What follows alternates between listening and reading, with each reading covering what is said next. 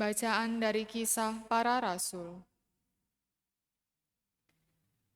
Ketika Apolos masih berada di kota Korintus, Paulus sudah menjelajah daerah-daerah pedalaman Asia dan tiba di Efesus.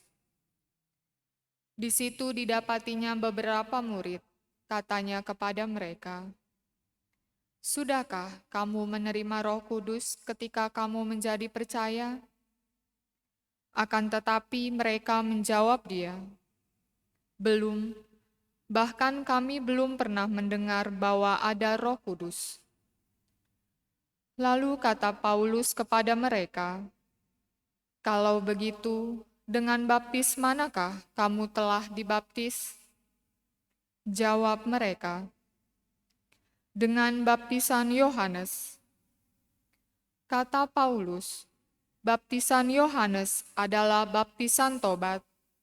Dan Yohanes sendiri berkata kepada orang banyak bahwa mereka harus percaya kepada Dia yang datang kemudian daripadanya, yaitu Yesus. Ketika mendengar hal itu, mereka memberi diri dibaptis dalam nama Tuhan Yesus. Dan ketika Paulus menumpangkan tangan di atas mereka, turunlah Roh Kudus ke atas mereka, dan mulailah mereka berkata-kata dalam bahasa roh dan bernubuat. Jumlah mereka adalah kira-kira 12 orang. Selama 3 bulan, Paulus mengunjungi rumah ibadat di situ dan mengajar dengan berani. Lewat pemberitaannya, ia berusaha meyakinkan mereka tentang kerajaan Allah. Demikianlah sabda Tuhan. Mazmur tanggapan, hai kerajaan-kerajaan bumi, menyanyilah bagi Allah. Hai kerajaan-kerajaan bumi, menyanyilah bagi Allah. Allah bangkit, maka terseraklah musuh-musuhnya. Orang-orang yang membenci Dia melarikan diri dari hadapannya. Seperti asap hilang tertiup, seperti lilin meleleh di depan api. Demikianlah orang-orang fasik binasa di hadapan Allah. Hai kerajaan-kerajaan bumi, menyanyilah bagi Allah. Tetapi orang-orang benar bersuka cita, mereka beria-ria di hadapan Allah, bergembira dan bersukaria. Bernyanyilah bagi Allah, bermazmurlah bagi namanya. Namanya ialah Tuhan. Hai kerajaan-kerajaan bumi, menyanyilah bagi Allah. Bapa bagi anak yatim dan pelindung bagi para janda, itulah Allah di kediamannya yang kudus. Allah memberi tempat tinggal kepada orang-orang sebatang kara. Ia mengeluarkan orang-orang tanahan sehingga mereka bahagia.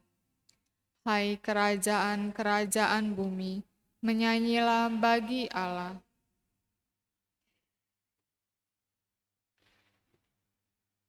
Haleluya, haleluya, haleluya.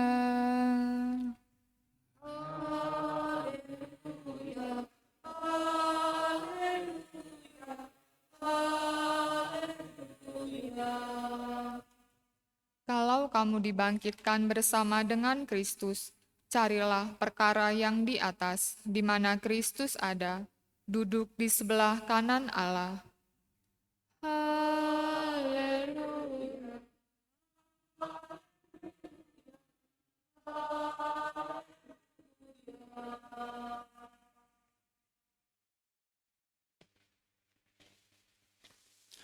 Tuhan bersamamu.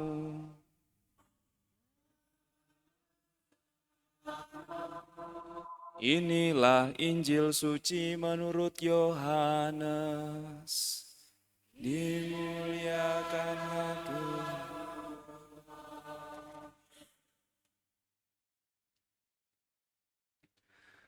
Dalam amanat perpisahannya, Yesus berkata bahwa akan tiba saatnya, bahwa ia tidak lagi berbicara dengan memakai kiasan. Maka para murid berkata kepada Yesus, "Lihat, sekarang engkau berkata-kata terus terang, dan engkau tidak memakai kiasan. Sekarang kami tahu bahwa engkau mengetahui segala sesuatu dan tidak perlu orang bertanya kepadamu. Karena itu kami percaya bahwa engkau datang dari Allah." Jawab Yesus kepada mereka, "Percayakah kamu sekarang? Lihat, saatnya datang, bahkan sudah datang, bahwa kamu dicerai-beraikan masing-masing ke tempatnya sendiri, dan kamu meninggalkan aku seorang diri. Namun aku tidak seorang diri, sebab Bapa menyertai aku. Semuanya itu kukatakan kepadamu, supaya kamu beroleh damai sejahtera dalam aku. Dalam dunia, kamu menderita penganiayaan, tetapi kuatkanlah hatimu, aku telah mengalahkan dunia."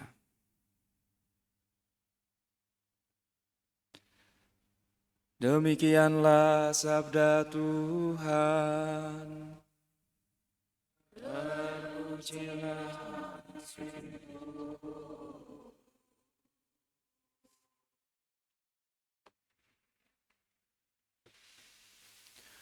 saudara-saudari dan adik-adikku yang terkasih dalam Tuhan.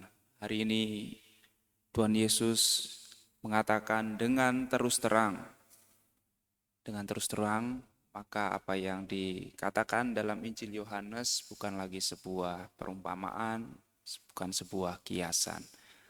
Dan keterus-terangannya itu ialah bahwa mengikutinya tidak menjamin hidup yang nyaman di dunia, bahkan sebaliknya. Dunia akan berusaha mencerai-beraikan dengan banyak nilai-nilai yang membuat kita jauh dari kasih, nilai-nilai individualis, nilai-nilai hedonis, nilai-nilai fanatisme tertentu, itulah yang ditawarkan oleh dunia. Dan siapa yang menolak itu biasanya akan dijauhi, akan dikucilkan. Dan itulah yang dikatakan oleh Tuhan, bahwa dunia akan berusaha mencerai-beraikan dan menganiaya kamu karena percaya kepadaku. Maka saudara-saudari dan adik-adikku yang terkasih dalam Tuhan, kalau hidup kita sekarang sedang tidak baik-baik saja, maka tidak perlu protes kepada Tuhan. Justru itulah sabdanya terpenuhi. Kalau hidup kita baik-baik saja, malah kita bertanya kepada Tuhan, saya ini pengikut Tuhan atau bukan ya? Kalau hidup kita baik-baik saja, dalam konteks kita menyesuaikan diri dengan tawaran-tawaran dunia. Maka kalau hidup tidak baik-baik saja, tak perlu protes. Sebelum mengalaminya, Tuhan sudah mengatakannya secara terus terang. Dan tuntutan untuk tidak protes itu diikuti oleh sebuah janji dan jaminan, kuatkanlah hatimu, aku telah mengalahkan dunia. Maksudnya adalah sebelum Tuhan Yesus datang, penderitaan dunia itu berkepanjangan. Kalau orang Yahudi, terutama orang-orang Saduki, percaya bahwa ketika manusia mati, mereka masuk ke dalam Sheol atau dunia orang mati. Maka tidak ada kehidupan. Setelah mati, tidak ada kehidupan. Setelah mati, masuk ke dunia orang mati. atau ketiadaan apa-apa. Itulah orang Yunani mengatakan.